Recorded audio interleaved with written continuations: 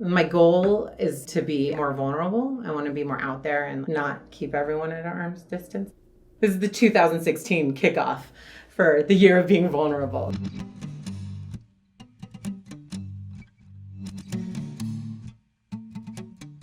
My name is Heather Stewart, and I'm from Santa Clarita.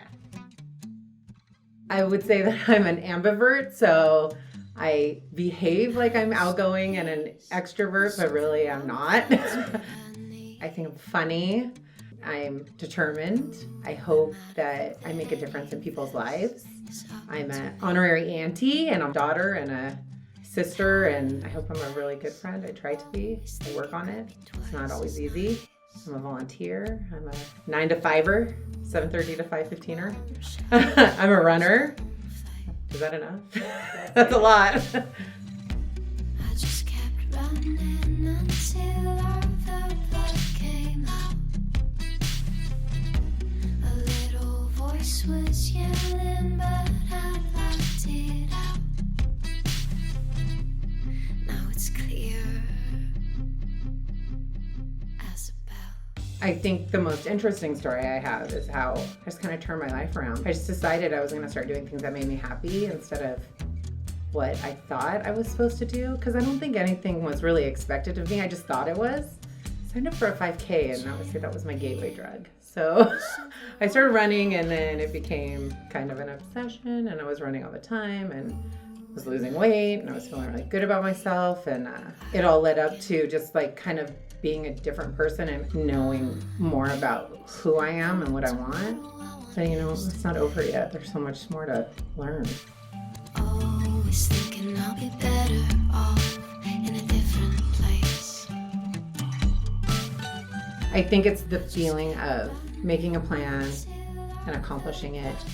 And I think that what I didn't know is that finishing a marathon is all well and good, but you have to look back at the sum of the total parts.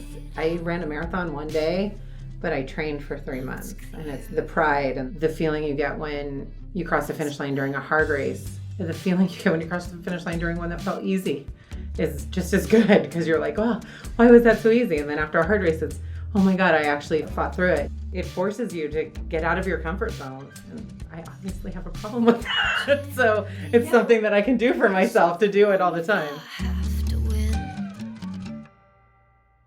Who am I to think the ending could be where I begin?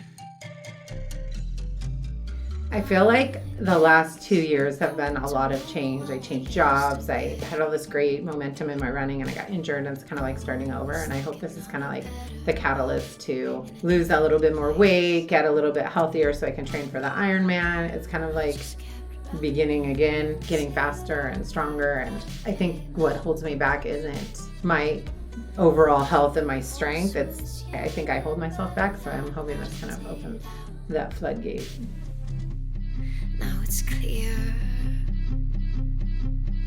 as a bell.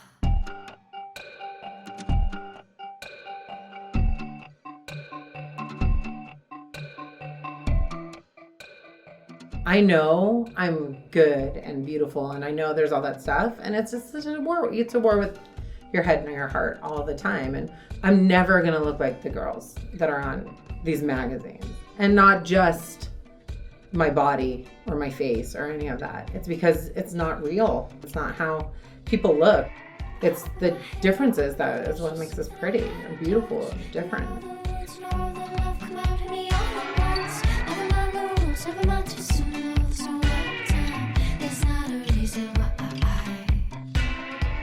It'll be a day that I did something for myself and that I acted outside of how I would normally act. I want to be proud of myself and feel good about myself that I pushed through it, even though it wasn't something that came easily for me.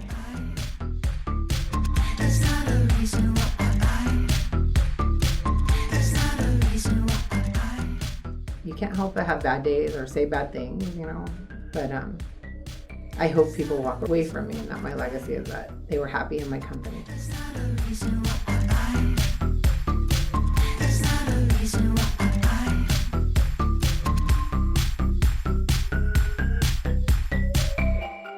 I just want to give myself some reminders Number one, comparison is the thief of joy. So the more you compare yourself to everyone else, the less joy you're going to have in your life. And you don't want that. And then the last one is just be kind to yourself, because you're pretty awesome. And I like you, but I just don't always behave like it. So I'm sorry. Love yourself more. Do it.